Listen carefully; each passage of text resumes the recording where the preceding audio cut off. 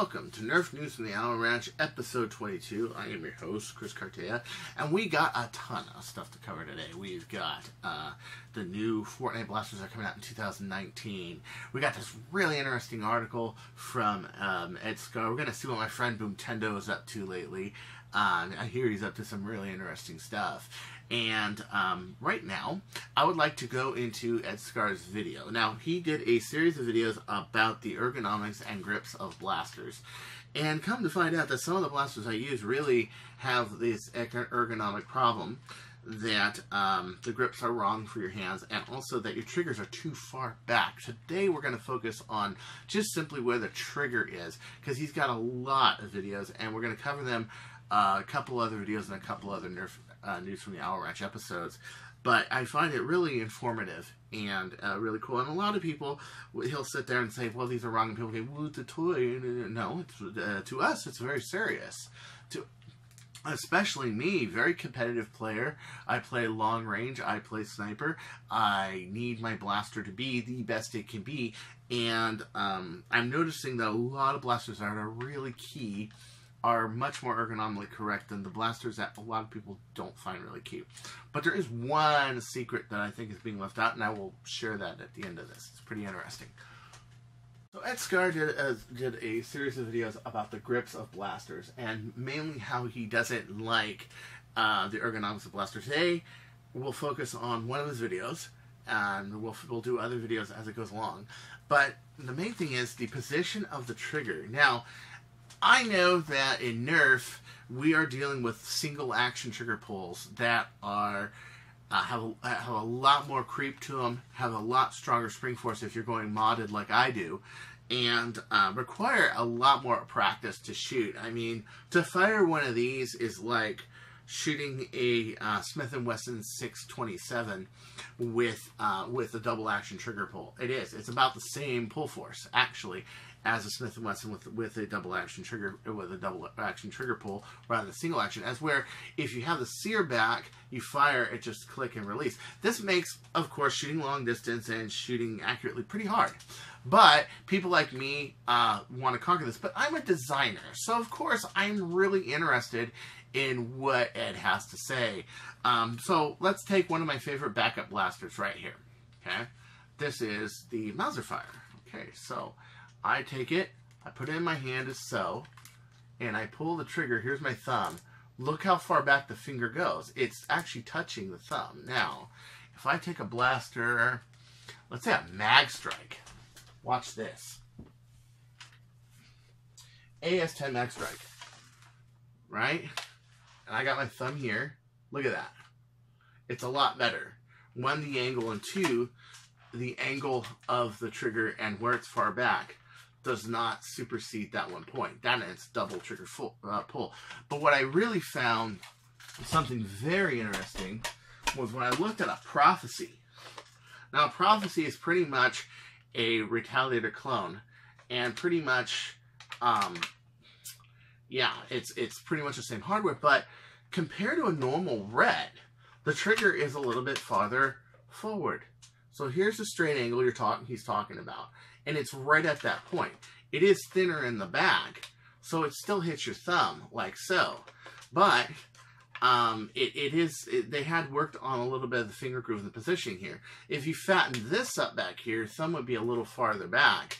And there it is. But even more so interesting is when I looked at the Zeus. What I noticed about a lot of the blasters is what he says exactly, is that the fingers tend to collide. But you got two things going on with the Zeus, which is really nice. One, this heel right here is a little farther back than your normal long shot, which the long shot grip is kind of small. And number two, the trigger angle where it breaks it's still a little behind, but because this is a little farther back, it's got better ergonomics. So what does Ed Scar's video mean to me? It means that if we want to modify Nerf guns and we want to make and design modified Nerf guns, let's say like Jet Blasters or Worker or Explorer, want to make aftermarket shells, that sort of thing, we really need to work on the positioning of the grip. Now, I'm a sniper. I'm very sensitive to trigger pull, very sensitive to the movement trigger pull. Why has this never bothered me? Well, because I shoot like this. I shoot with the heels of my fingers. I don't really, unless I have to pick up the blaster real quick and have to go like this, which in the case of the Mauser fire, which is usually drawn from the holster and then bam. Okay, that does apply. But when it comes to my normal shooting, I'm shooting from the heels of my fingers. This is where, and I like the long shot and the Zeus because you can actually put 2 fingers on it.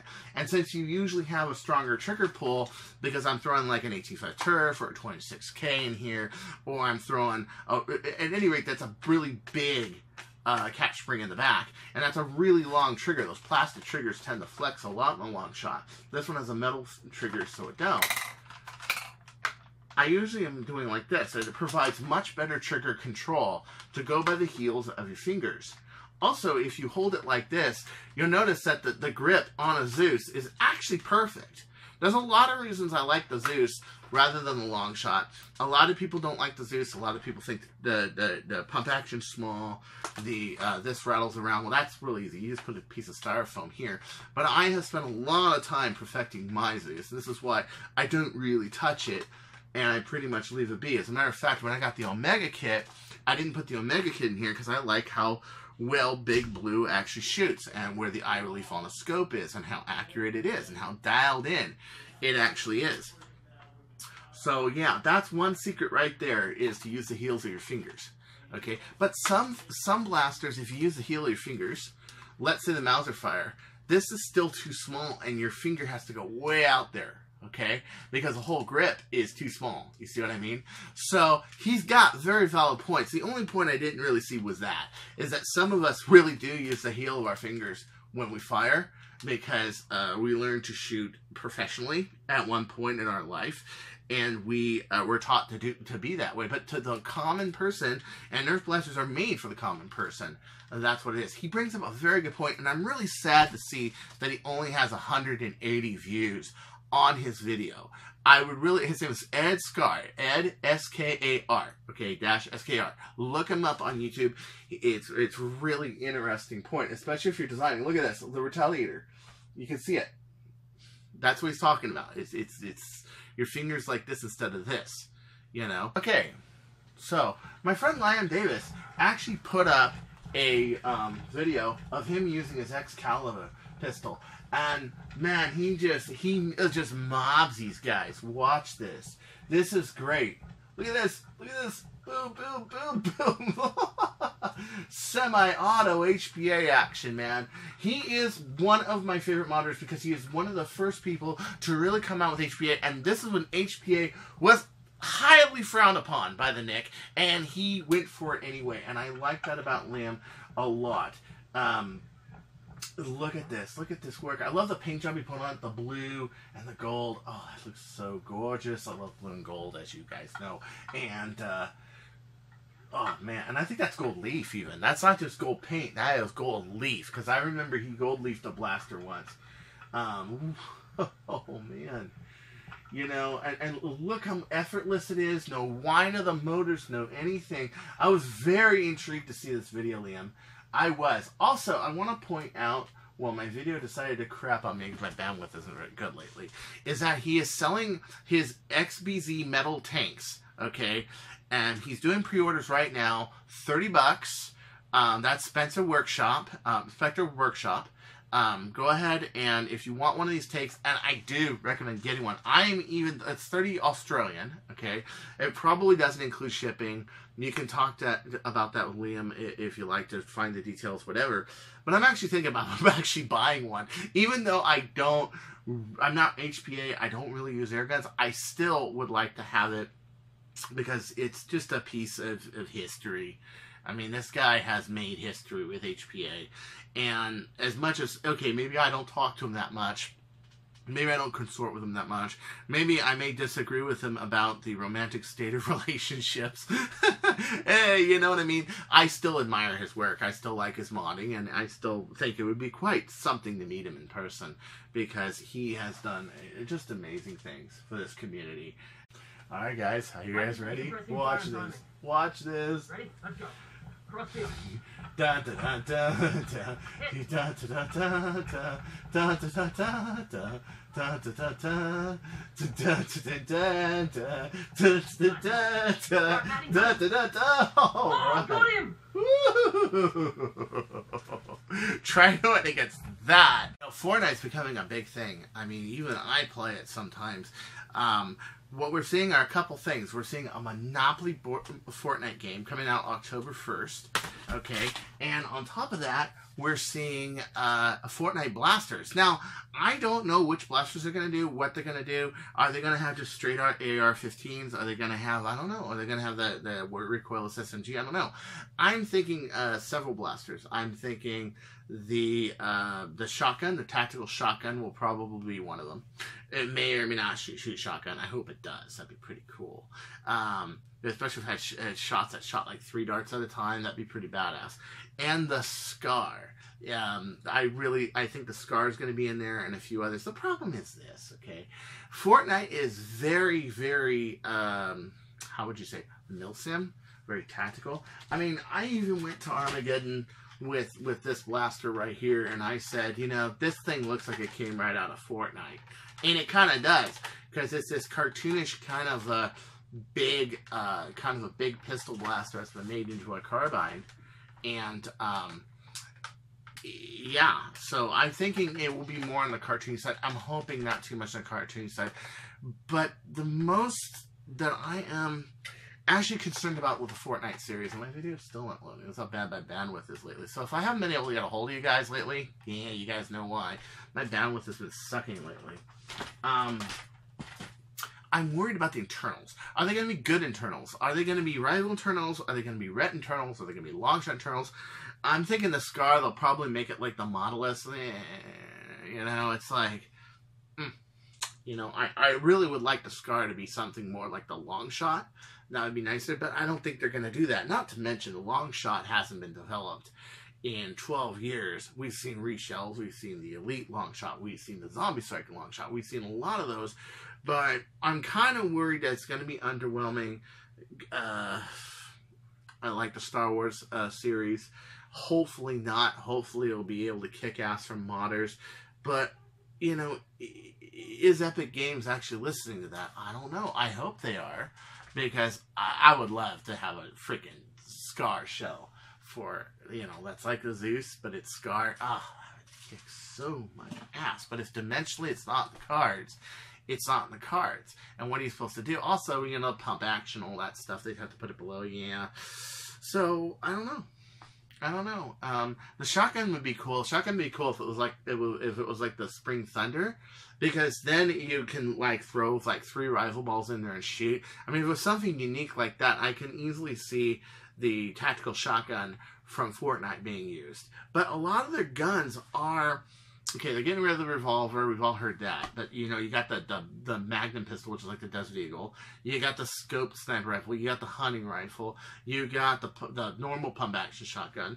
You got the M16. Pretty much, it's all based off of real firearms, and I don't see it as, you know. I am kind of worried about being too real, and the Eternals being sucky. Just like any other series lately, definitely, I'm kind of worried about all that. So my friend Boomtendo, he did a review of the Command Fire. Now, guys, about blasters I review, okay? Put in mind that not every blaster I like, okay? To me, high speed is at least 170 feet per second. And if it can't really do that, I call it sucky. It's kind of like, I had a video about the Falcon Fire, that I was never mounting a Falcon Fire. And I still haven't. And why? Because the spacing's all wrong for the brass and everything. Well, a friend of mine put up a thing saying, well, Chris Cartaya says it sucks, but I'm going to try to do it anyway. Basically found out that in modding it, it's a pain in the ass. It's not a blaster that everything falls into place like the Sharpfire. Sure, the Sharpfire looks dated. Sure, it looks like a Nintendo Zapper. The magazine makes it a little cooler if it's a Magfire mod, but Yeah, I understand, but the thing is Nerf Battle is about function, not necessarily about gimmicks and clicks and the brand new thing. It's about blasters that work, and believe me, this thing is called the closer. It works, okay? But back to this. He's got a command fire. He did a live review. I like this. I also like his BNN. He's doing a news thing every week. I hope he does that. You know, the Boomtendo Nerf news. And do put in mind, it is tough. It's 8 to 10 gigabytes of video. You have to edit it all. You have to do it. It usually takes all day to do. Takes me all day to do, but it's worth it. He is a different side of Nerf, and I think that different side of Nerf really does deserve its own news, in my opinion. But yeah, the hopper base blaster. I kind of like this. It's honest. It has no edits, has no anything. It's a very interesting style of doing it. Another thing that he did, I'd like you to see, and this is why I think he should really take to Ragnarok Oktoberfest and work on it diligently. Because if he does, he could have something that is a big time closer. So that kind of sucks. Sometimes I'm actually doing like Owl Ranch. I will cover stuff in the Owl Ranch, and then I will find like something that I just missed, that just happened that night, and go, damn it. Well, this is one of those things. Boomtendo got a hold of a Spring Thunder. Now, anybody knows what a Spring Thunder is. It's a blaster that uses shells, usually fires 3 rivals. I think it can also shoot single elite. But it also can shoot 3 Boomco darts. Ooh, nice. Now imagine you're at Ragnarok Oktoberfest, you're playing 5v5. You have a 300 round limit, okay? Which means you can carry 20 3-round shotgun shells. Just like he's pulling out right now. He's pulling out one of the shotgun shells. See that? 3 shotgun shells. Now, put in mind that the round is limited to 6 minutes, according to the rules. And you think that you're going to need any more than 20 shotgun shells in that round? No, probably not. And if he carried 60 rounds, 20 shells, I mean, shoot, man, that would be pretty good. And I mean, if he can get this up to like 70, 80 flat with shotgun, whoa. I mean, you're talking really cool. And he did also not just talk about it being Boomco. He also talked about that the catch is a lot better than he's seen the Caliburn. It's just a very nicely built blaster. The Spring Thunder is. It's pretty rad. I mean, we were talking about this for years, how to make a cartridge and make it go back and up and load like a normal shotgun, and somebody finally did it, and it's pretty impressive. This is kind of what I hope that the tactical shotgun for the Fortnite series is going to be. It's going to be a lot like a Spring Thunder. Unfortunately, I don't think it is. And the reason is because I think they're all about the looks and the merchandising rather than the blaster internals themselves. Because let's face it, if it sucks, it sucks. It doesn't matter if it's got LucasArts logo on it or not. I am sorry. I mean, and I think the Star Wars series kind of proves that although they sold a lot of blasters, they could have sold a lot more if these blasters were also useful. Okay? Man, look at that. Very, very nice. Very nice. Yeah, concentrate on this, buddy. This is their ticket right here. Just like getting sharp with the Mauser and having my twin Chronoses as backups is the key. That's it right there. That's it. You're going to be up against some really bad motor scooters with some flower blasters at close range. But I really think these can wipe them out real nice. Dude, I feel so sorry for this guy right now. Oh my god. Dwayne Stanley, who, of course, is of Retaliator, Longshot, Fire Strike fame. And not just internally, but in design. If anybody remembers my Brass Dual Strike Magnum, the red one I had, before the share worn out, and I have to fix it up. I haven't had a chance to do that, but I am going to. He's the guy painted my red shell. He's the same guy who's taking the Delta Trooper, and getting into the guts of it, really taking it out, really exploring it. And I just feel bad for him because this thing is a nightmare. And just like anybody who has to really be a pioneer and work on something. I know this from the fire strikes. I know how much that was hard. Not just in perfecting it so that a fire strike with a normal plunger tube will work in the same kind of power and capacity as a night finder with an extended plunger tube, or a tech target with an extended plunger tube or anything else, and to get to work, because you have no one else to help you, but also just a drama in the Nerf community, because you'll have people that are naysayers. You'll have this, you'll have that. I know. Well, I don't think that Dwayne is gonna get much guff from people, since he's pretty tough and his stuff is pretty proven. And he's pretty good about all that stuff. But still, look at this. Wow. Basically, the sled is not a Rhett sled. It doesn't work. A Rhett sled doesn't work in a Delta Trooper, of course. Everything is different. Your catch is different. Look how different your catch is shaped. It's kind of like a Rampage or a Raider kind of a trigger catch, but it's different, you know. So one, you have all these parts that are a little differently laid out. Two, there are no aftermarket parts. You have to completely go by the blaster, and that's it. I mean, wow, you know, just wow. But he is really working on this. He is really working really hard to make a better blaster here. I think he's going to put a 25N spring in there, which ought to be pretty powerful. And I think he's going to try to figure out some kind of brass seal breech for it, but we'll see. Now look how long that dart tooth is. Wow, and how long, like, this is so different than a red. Look how long this front part is going. Jeez, man. Jeez. Good luck to you, buddy. And I'm sure he'll pull it off. I'm sure he's going to pull something great, because he always does. You know, he always pulls it off. Let's go on Nerf Sniper community really quick. So, let's see. My friend, he had a long shot metal bolt sled. Buzz Bar had a long shot metal bolt sled that was missing the actual screw. And he went to Ace. Ace is the place for the helpful hardware man, and also for missing screws. And he found the screw, rather than dealing with NF Strike, who didn't ship him the screws. This is NF Strike, you know, the people that tried to pass the fake artifact bolt sleds on us? Yeah. Yeah, that's what I think of NF Strike. I'm sorry, guys, really. But let's see, and then let's see. Go on my thing. Jimmy Sanchez put up a thing for the Wounded Warrior Project, which is pretty cool. Normally, I wouldn't like charities on, well, Brotherhood Beyond Battle, but it's basically the same thing. The thing is I like to keep this board relevant to snipers and to sniping. However, two things. One, this is a worthy cause. So if you're on Nerf Sniper community and you feel like throwing them a few bones, go ahead and do that. And number two, he's from Texas.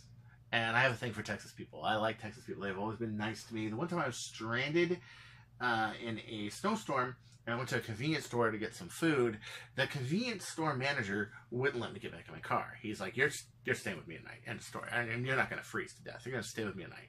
And you're going to be all right. And he was nice. We watched a movie. We ate some frozen pizza. I slept. He was really cool. So that was in Groom, Texas. I was stuck on the 40. Yeah, and it was a big ice storm, and the whole road was closed because it was iced up. And, yeah, his people are just absolutely hospitable, nice people. I've never met a Texan I didn't like.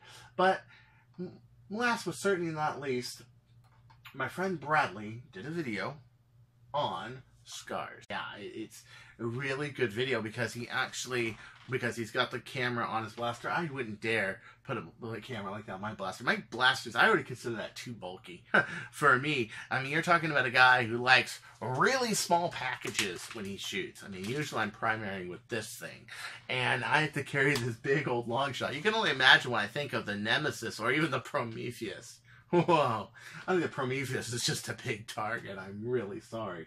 So here he is. He did this really good comparative video on the scars. Okay. And he he did a really good video. He did a really great job. He shot at 100 feet and showed how random they are. The short scar tends to be a little wild shooting because it doesn't have as much base length. The Zero is okay, but it's not great. And the longer one, I believe it's from Spencer Works, it was, actually shoots really, really well. Really concise. And he did it on real world conditions. He did this on a windy day, everything. I love videos like this because it really shows us in real world conditions what things do rather than getting it and there it is. And a lot of my range tests too. Now, I'm not fortunate enough to have 100 feet to myself at any one time and to shoot stuff at an angle, but I will say this,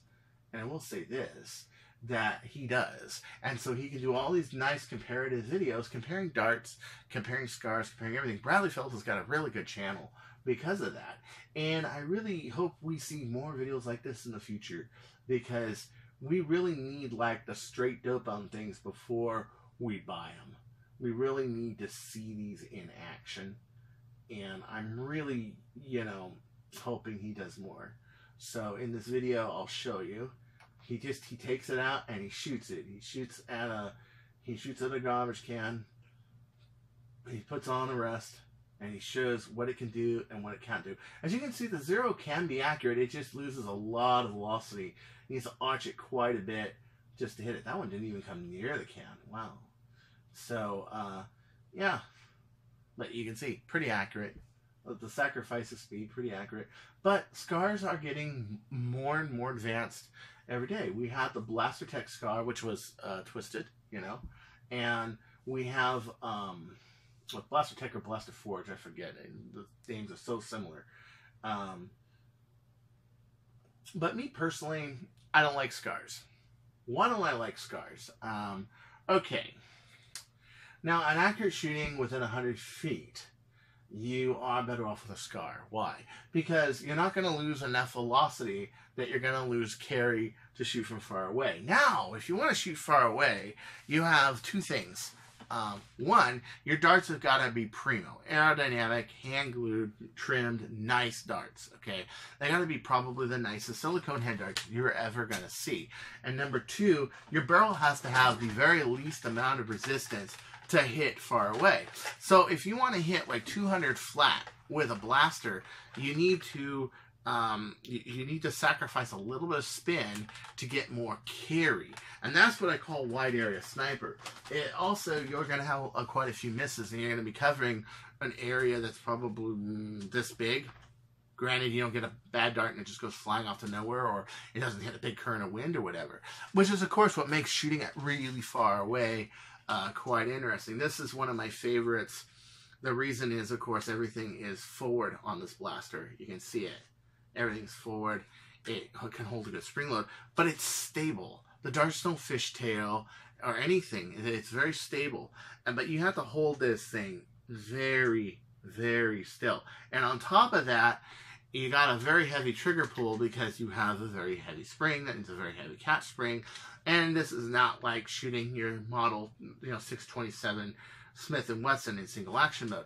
And there's a lot of pull. There's a lot of creep. I know Brian Beckstand, that was his big thing. He was like, yeah, they really ought to work on the pull, make it a little better. And I thought about putting in an electronic trigger, what have you. But it's just people's styles differ. A lot of people will shoot 200 feet and arch it quite a bit to hit. Me, I like to use as much maximum range as possible. I do have a long shot. It does have 15 rounds, and plus I do have a whole pouch of magazines. I can just keep firing until I hit them, and that has proven actually pretty effective. But each to his own.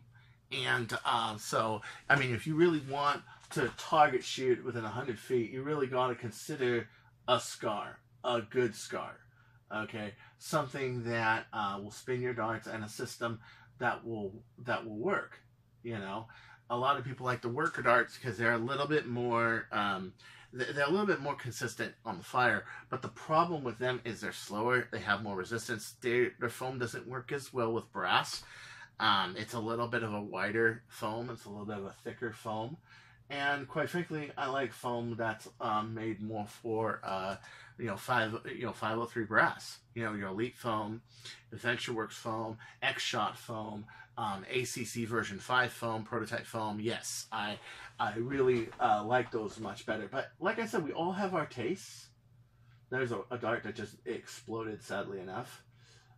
That's what I don't like about the worker darts. But a lot of people like the worker darts. Also, they're very consistent darts for what they are, and you can easily get them. So that's a nice thing about setting up for a worker kind of a system. And everybody seems to be going with a worker system lately.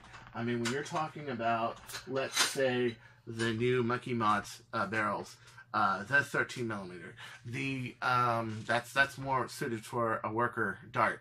The barrels on the Omega kit are 13 millimeter. When I worked at Jet Blasters, they were 503 because I was building them around the ACC darts, and they're building them more around now they're building more around the wider worker darts, because they're becoming more popular and then because they're more available. And I'm just hoping that somebody makes a dart that's like a PAC-D, a little heavier, but we'll dethrone the worker dart, because there's a lot of things I don't like about worker dart. That big gap in the middle of it. I mean, haven't you ever heard Howard Hughes, flush rivets? Yeah. Every little thing affects airflow on a Nerf dart. But at any rate, this is Chris Cartaya. It was good having you this Sunday, talking to all of you about the Nerf news and where we're all going and what's it all happening. Nerf has some new offerings of some Nerf blasters too, but nothing to write home about. Basically just a quad shot that's using what looks like a Snapfire plunger tube, but I don't know if it's Fire Strike or Snapfire. Quite frankly, I hope it's Fire Strike, because Fire Strike has more capacity to it. I can brass it. I got a few other little developments like that going on. Ragnar Oktoberfest, of course, going on the 14th and the 15th of October. Actually, 13th and 14th. Yeah, and I'll be in San Jose. That's coming up. That's the next big Nerf event coming up. Manhattan Beach has a war on the 29th. Pollywog Park, don't miss it. 11 p.m.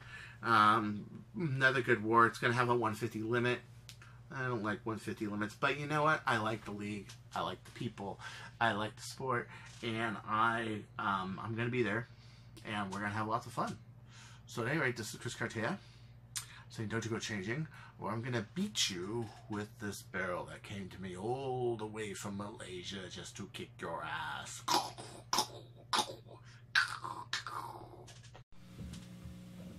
So you can spot this one.